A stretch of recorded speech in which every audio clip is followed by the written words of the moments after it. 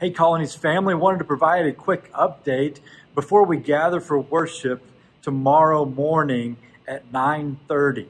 If you've been here one of the last 2 weeks, then you know that we have started to run out of space because we are only using every other row.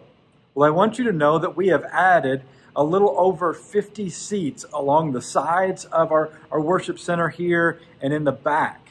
But what would really be helpful is if whenever you come into this space, that instead of just going to your normal seat, if you would go as far forward as possible and move towards the inside, that will really help those that are running a little behind, that they won't have to struggle as much finding a seat for our worship gatherings. It's a good problem to have, and we're not just having it in here, we also had it in our children's worship. Last week we had about 21 kids go down to our children's worship, and I want you to know that Allison and her team of volunteers, they are continuing to work to add a space and room for all of them, making sure that they stay safe down there and that they are hearing the gospel as well.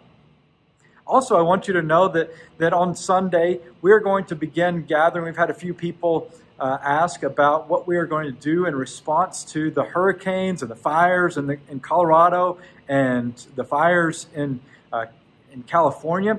And we're going to begin collecting for a couple of weeks those that would like to help contribute to this effort, to the Church of Christ, a disaster response team. We're going to partner with them, and we'll begin collecting that tomorrow morning.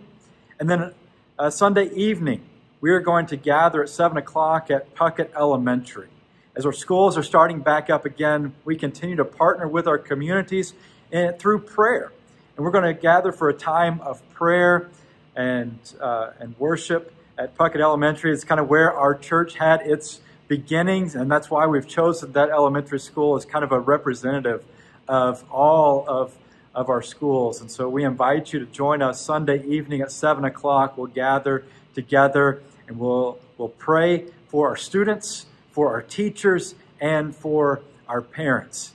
Well, it's going to be an exciting weekend, and I can't wait to see you here tomorrow morning beginning at 9:30.